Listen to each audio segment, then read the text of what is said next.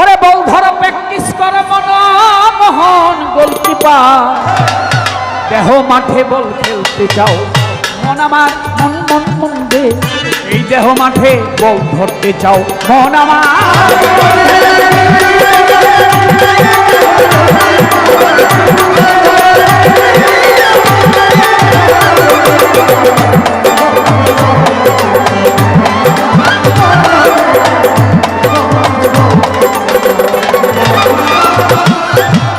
দশ ইন্দ্রিয় 10 তারা আরো 6 বিজাতিরা, ওই মাঠে খেলি বিচারা ওই আর বিশ্ব খেলোয়াড়।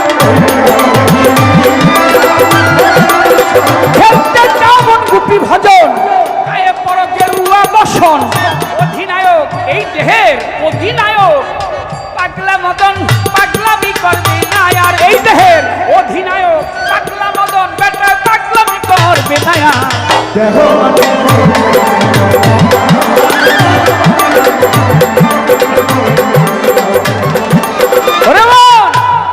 প্রেমানন্দ খেলে বালা, প্রেম আনন্দ, প্রেম যোগ আনন্দ কামে না, প্রেমানন্দ খেলে বালা, তারে নিয়ে সেন্টারে ফেলা, খেলতে চাও মন সুন্দর খেলা দিয়াই অষ্ট অলঙ্কার।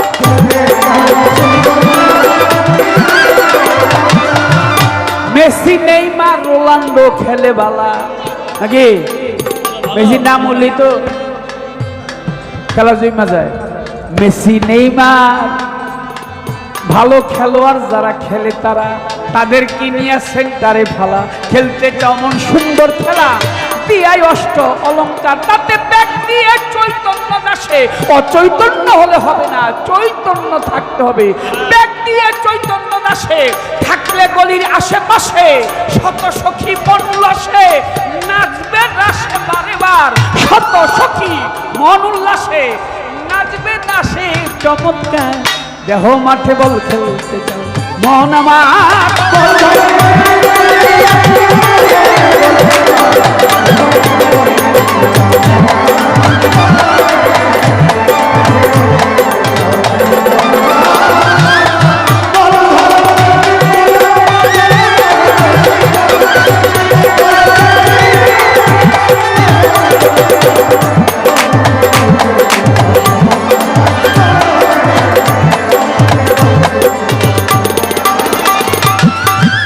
রেফারি ভারপ্রাপ্ত কানাই মিত্র বিন্দু সাধক, ভারপ্রাপ্ত ইলিয়াস বাবা কানাই মিত্র, তার কাছে ওই খেলার তথ্য দেখাইতে ভাববান চিত্রবাসী বাজায় যমুনার পার। চটিলা কটিলা ঘরে যদি জোর করে মাঠের উপরে হলুদ কান দেখাইয়া তালিম করেল সব অধিকার, হলুদ কান দেখাইয়া তালিম করে নিও সব অধিকার, দেহ মাঠে বলছে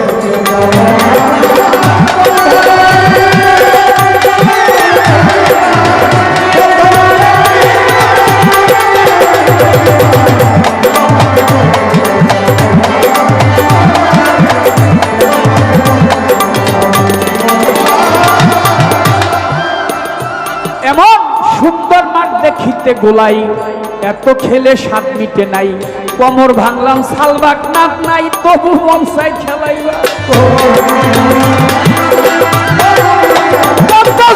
মাঠে গিয়া হাঁটু কোমর মাজা খাইয়া আমার মাতাল রাজ্জাকটাই দেখিয়া খেলা থুইয়াই নমস্কার, মাতাল রাজ্জাকটাই দেখিয়া পাগলা রাজ্জাকটাই দেখিয়া খেলা থুইয়া নমস্কার।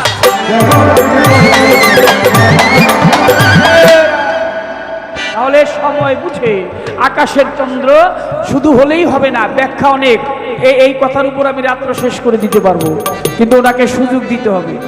আমি জানি যে উনি হইলে আমার সুযোগ দিত না, কিন্তু আমি দেব, আমি তো ছোট, বড় ভাই উনি বেশি বলবে, এটাই বাস্তব। কি তোমার নাকের যে নিঃশ্বাস বাসি এটা ঠিক আছে কিনা, কোনটা বেশি চলে?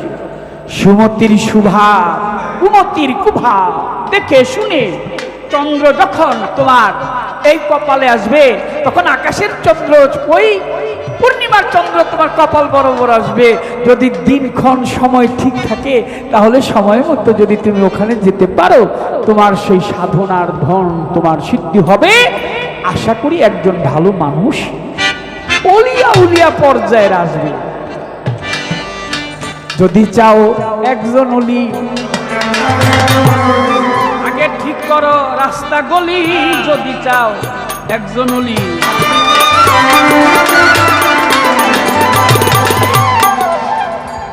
কি কইছস তুই? কইলি রে কে রে কইল? তার মানে আমি যা গাই তুই তা শুনোস না, মানে ও এরকম করতেছে।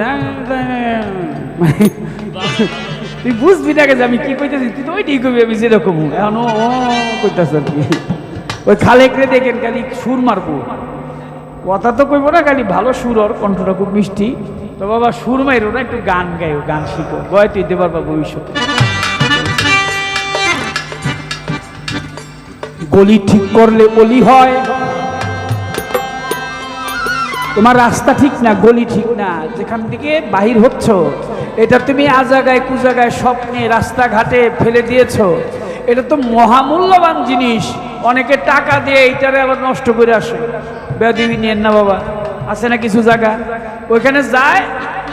আরে মিয়া কি কমু, ওই তো আমার তো ঝামেলা। আমি ফিরোজ ভাইরে তো কইছিলাম, ওই মিয়া মৈশান বাড়িতে সার দেখাইতে হইলে, ভালো সারের বীজ পাইতে হইলে 1000 টাকা লাগে।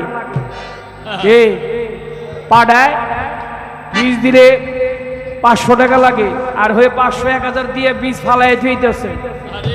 তোমার গলি তো বলা না, তুমি গলি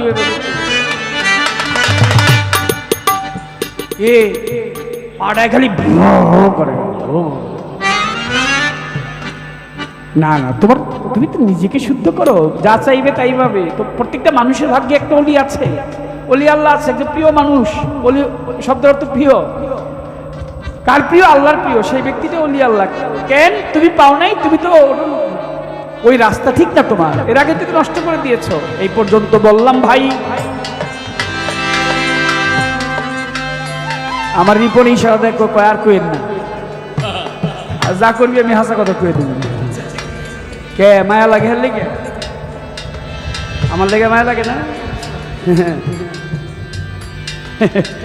আমি হ্যারে কইতেছি, এই যে যারা হুনতেছে হ্যাঁ করে কইতেছি, তোর সমস্যা কি বেটা? এরা তো হুনতেছে, শুনতেছেন নাম তো ওই কইতেছে। আরেক কথা প্রশ্ন করে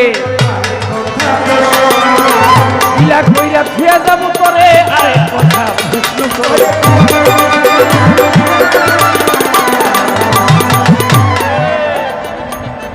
প্রশ্ন করেছে আমার কাছে, শনিবারে পাই।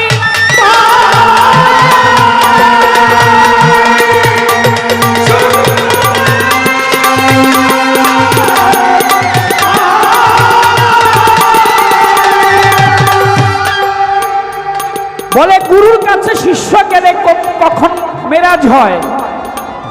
দয়াল নবী মেরাজে গিয়েছে, তার চমৎকার বর্ণনা দিয়েছে আমার ভাই রাসূল আকরাম সাল্লাল্লাহু আলাইহি ওয়াসাল্লাম। তিনি 50 বছর 2 মাস 27 দিনে মেরাজে গমন করেছেন। তার জীবন থেকে 27 বছর কেটে গেছে। 90 বছর আয়ু পেয়েছিলেন। 63 বছর এই জড় জগতে তিনি জীবন যাপন করেছেন আর পর্দা নিয়েছেন। 63 বছর পরে এক রাত্রে যখন মেরাজে গেলেন তখন তার 27 বছর কেটে গেল। আমাদের যে মেরাজ হবে, আমাদের এই মেরাজটা গুরুর সাথে অর্থাৎ বিন্দুসার সাথে কোনো পীর মুর্শিদের সাথে যদি মেরাজ হয়, সেখানে আমরা কিভাবে মেরাজ করবো? আমাদের সময় থাকবে কি রাত্রে না দিনে? গুরুর জিহ্বা হয় লিঙ্গ, ভক্তের কর্ণ হয় রে জনি। গুরু বীজ মন্ত্র যখন দেয় রে তথায় বুনি, তা লিঙ্গন সময় আছে। অনেক লোক রাগ করেন না আমার কথা, অনেক লোক গিয়ে কয় মুড়ি দেবো, কয় মুড়ি ধুইছি, কয় খেলাপতি দেন, কয় দিয়ে দিছি যা, আছে না? আবার অনেক লোক আছে একজন পীর ধরে কয় এই পীর বেশি ভালো না, আরেকটা গিয়ে দুটো ওনে ধরলে বড় লোক হন যায়, আছে না এরকম? আমার চোখে দেখা আছে, গান বাজনা করি তো অনেক জায়গায় যাই, তো এরকম আছে মানুষ। মেরাজ শব্দের অর্থ হচ্ছে সিঁড়ি বাই সিঁড়ি উদ্দেশ্য পান করা। মেরাজ শব্দের অর্থ হচ্ছে মিলন। মেরাজ শব্দের অর্থ হচ্ছে দেখাশোনা। এখন দেখাশোনা কখন কিভাবে? গুরু যারে দয়া করে, গুরু যারে দয়া করে যাবে যখন কর্ণের ধারে মিলন হয় যখন, তখন হয় মেরাজ। এই মিলন কিন্তু ওই যে এই মিলন না, বাবা মায়ের সাথে যে মৈথুনের মাধ্যমে, মিলনের মাধ্যমে আমরা এসেছিলাম, এই মিলন না বাবা। ওখানে ভক্তের কর্ণ হয় জুনি, আর গুরুর জিহ্বা হয় লিঙ্গ। সেই লিঙ্গ দিয়ে বীজ মন্ত্র রোপণ করে সেদিন থেকে তুমি মনে রেখো, তোমার জীবনের পিছনে যা করেছো সেটা 5 বছর পরে হইতে পারে, 10 বছর পরে হইতে পারে, 30 বছর পরে হইতে পারে।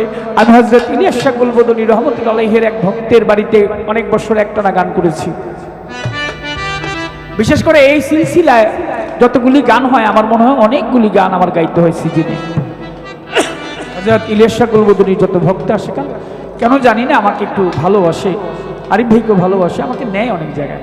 এক ভক্তের বাড়িতে অনেক বছর গান করেছি, প্রায় একটানা 4-5 বছর গান করলাম, কিন্তু যার বাড়িতে গান করেছি তাকে একবারও দেখিনি। অবশেষে 12 বছর পরে আবার ওই বাড়িতে গান,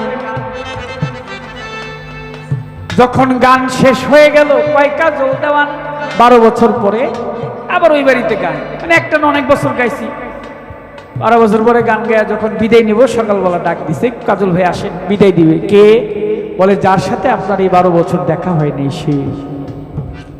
কিভাবে নিয়ে গেল টেনে একটা জায়গার মধ্যে গেলাম, যাওয়ার পরে বললো, কাজল ভাই আপনি আমার বাড়িতে 12 বছর গান করেছেন, কিন্তু আপনার সাথে আমার দেখা হয়নি। আমি বললাম কেন?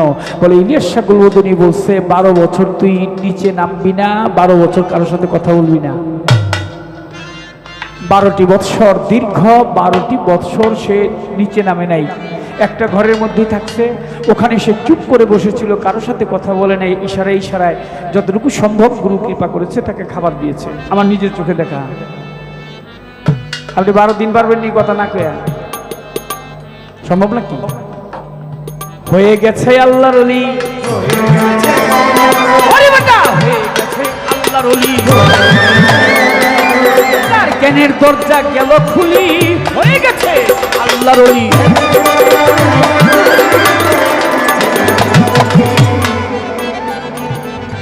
গুরু বাক্য দিয়েছে, গুরুর জিহ্বা লিঙ্গ, ভক্তের কর্ণজনী। যেদিন গুরুর সাথে মহব্বতে সহব্বতে মিলন হয়েছিল, সেদিনই ভক্তের মেরাজ হয়ে গেল। আমি আরো বললে বলতে পারি,